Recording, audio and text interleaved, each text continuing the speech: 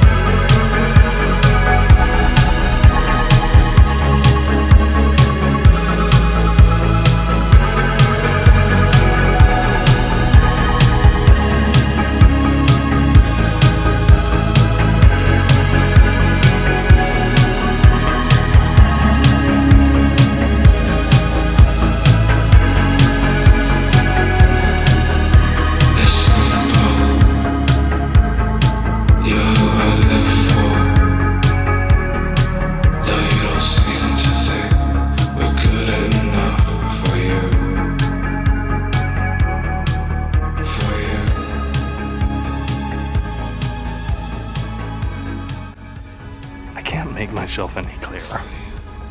But that's simply not possible. Why isn't it possible? It's just not. Why not, you stupid bastard?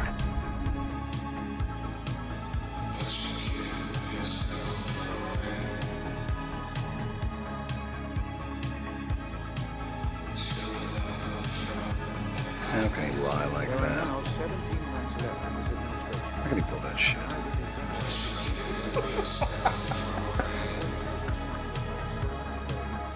Bateman. He's so fucking zany, man. I'm just a happy camper. Rocking and a-rolling. Oh, brother, look. He presents himself as this harmless old codger, but inside...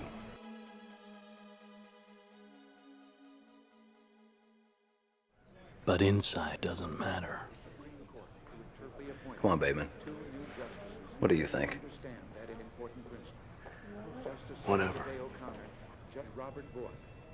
When I named him to the U.S. Court of Appeals, the American Bar Association.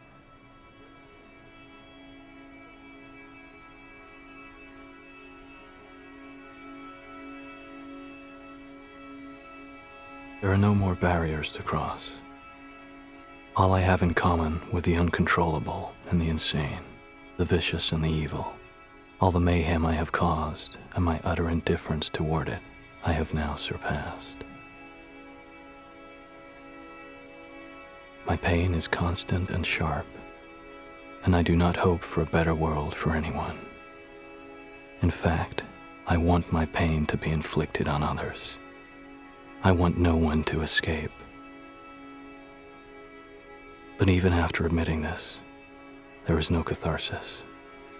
My punishment continues to elude me, and I gain no deeper knowledge of myself. No new knowledge can be extracted from my telling. This confession has meant nothing.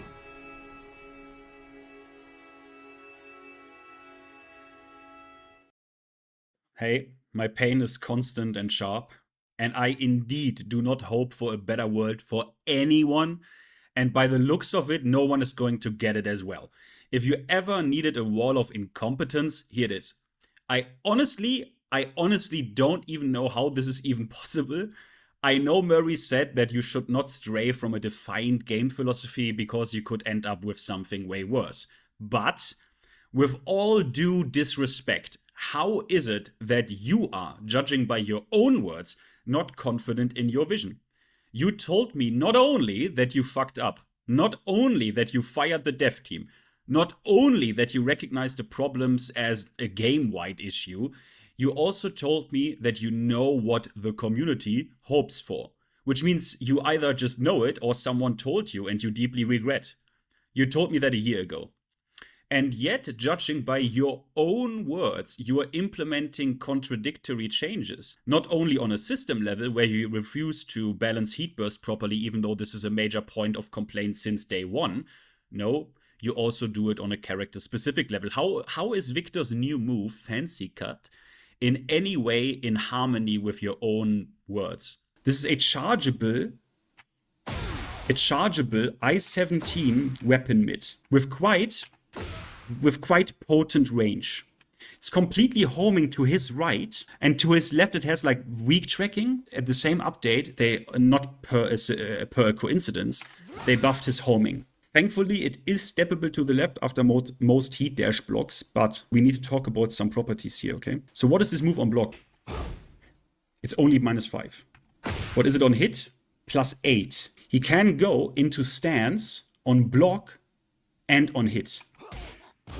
Into Perfumer. So we will ignore this whole stance can of worms for now, but know that he can do shit here, even on block. He can teleport through mids or go under jabs with dash command. On counter hit, without charging it, it becomes like counter hit knockdown for some guaranteed follow-ups, right?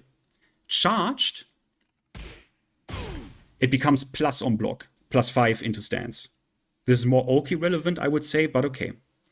Now I have left the cherry on top for last. This weapon mid is already insane, right?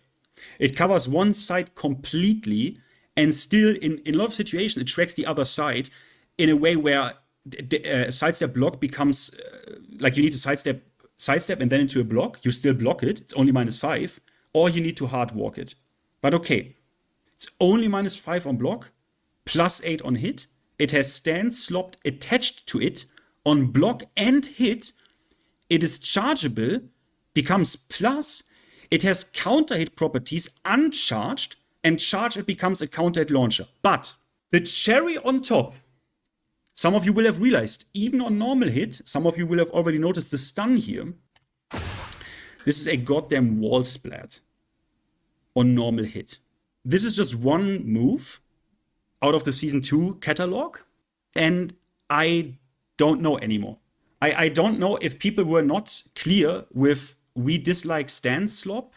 You shouldn't give moves that amount of properties. That move is so ridiculously overstacked, and addresses direct weaknesses the character has, and it is obviously absolutely outrageous in terms of traditional Tekken risk-reward. Like, how do you have the audacity to call Leo a technical character in your own actual patch description, and then remove what made him technical and what players like Richie did to be able to stand out with that character? What was up forward 2-1 into Heat Burst not already more than enough? I can also not defend you even if I wanted to, even if I assume only 5 human beings are responsible for battle tuning and game balance. Even then, I end up with an amount of work hours over the past 8 to 9 months that the implemented changes in a seasonal update are completely fucking laughable in comparison to the hours that were available. And this not only goes for direct game balance, this also goes for features and content. Even if I were an insane casual who is just here for the vibes and cool stuff, I would be baffled by the absence of content. You continue to recycle old customs instead of giving us new and cool creations by the actual great designers that you have. And on top of it, you put these out at a goddamn at a snail's pace. I'm utterly disgusted that you literally put out one practice mode feature per year, even though your practice mode is miles behind Street Fighter 6's that came out almost a year before you. You are implementing a rebarded macro function to make the opponent key charge instead of doing it the smart way like Street Fighter 6 did and just make counter hit state the actual macro. Just implement the macro system of Street Fighter. It's not that hard. How is it that I can do practice drills in Street Fighter that the game designed for me while I'm searching for a match? And I cannot do it in your game. And now we find ourselves at exactly the point where we left off. You even once again say sorry that we could not meet your expectations. The very expectations and hopes that you said you know about 1 year ago. Once again you say you want to address excessive risk reward while also implementing the opposite. Once again you say step by step. And honestly, I thought you are balancing this game for couch play, which I still believe in certain areas, like every heat dash being +5 on block. That makes sense for couch play, but treating every move universally like this on block does not make any fucking sense when balancing competitively. And funny enough, you told me you want to work to a better competitive environment. And I'm also not dumb enough to assume you don't know what this means, because when Daddy was still around, you knew what this meant, and you said competitiveness of your game is a quality and a reason why people stick with it and love it. So another interesting element of the announcement was that you've only announced it for arcades. Why did you think the arcade audience was the right one to give Tekken Tag to? When looking at the other series, fighting game series that have appeared in the arcades previously, some have kind of stopped appearing as frequently, and that has had various effects, becoming more difficult to return to the arcade scene, or maybe having an impact on sales or their popularity or market share when they reach the console as well, where Tekken's continuously kind of updated in the arcade. Not only that, but he feels that actually especially when looking at Togeki, SBO I think they call it abroad, you can see that the game is considered competitive, you know, the quality of it and the balancing. And that's something that is really achieved through having an arcade release and having the players actually test it out there first and help balance the game there before it hits the console users. So although Tekken sells a lot on the console, probably most, we feel it's very important for the competitiveness of the title to have an arcade release first.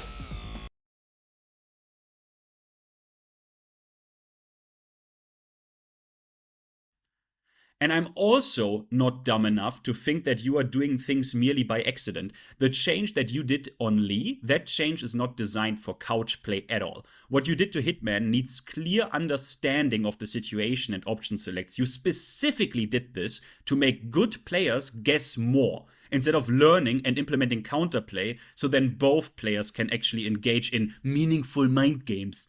You clearly know what you are doing. Honestly, I do not even know sometimes what to think anymore. I'm literally Patrick Bateman being made insane by your bullshit, which means that I literally don't know what to expect anymore, especially with the implementation of the feedback portal.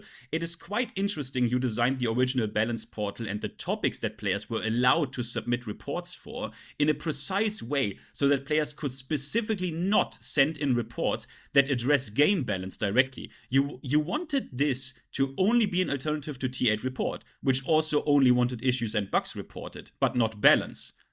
Well, as we know, people circumvented this and submitted balance requests anyways, because you do not moderate at all. And instead of shutting this down, you now open a new category that makes players officially able to request battle and system related stuff, which actually surprises me. As you all know, I do not like the feedback portal at all, because we have people balancing this game that clearly understand what they are doing, as you can see with the lead change. And if you are telling me that these devs are so far gone that they don't know or understand how a competitively balanced environment looks like, then we might as well jump now. I want to be very clear about this. I do not like the feedback portal at all for specifically the popularity contest issue that I addressed in the feedback portal video. I have seen multiple posts of players not asking for buffs. They asked for an actual bug fix, or they simply asked for a move to be displayed correctly.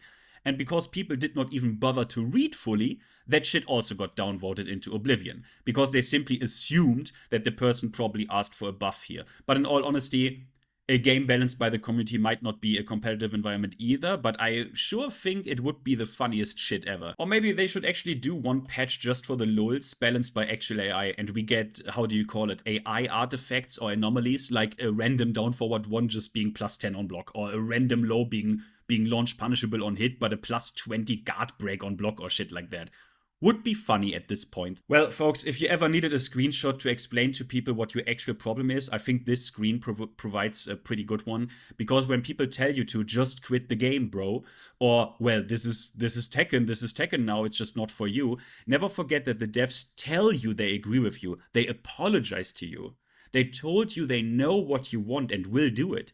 This is honestly why I'm still interested to see where this is going. Not because I hope for a better world, but because I'm interested to see with what they come up next that directly contradicts what they told you after Season 2. And by God, being me right now in this environment is the biggest goddamn gold mine I could ever fucking have hoped for. The balance portal already put multiple people on my hit list that I think deserve a wake-up call. I mean, we will see if I get to that or whatever. I hope I could sufficiently inflict my pain onto you. I originally planned to have Bateman to a Bateman-style story for Frame Whisperer. I envisioned him to be Patrick Bateman being made insane by Namco Bandai in Tekken 8. And now you know, Bateman was never insane. He was made insane by Namco, and he tried to save us. He did nothing wrong by